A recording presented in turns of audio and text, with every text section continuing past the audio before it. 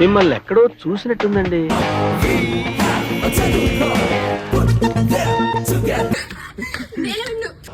ఆ యుద్ధంలో నేనే గెలిచాను.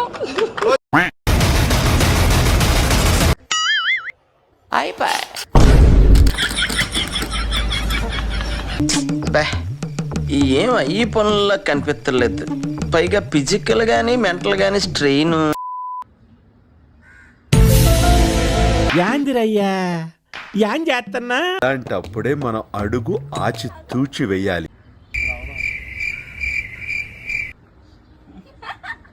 రావట్లేదా?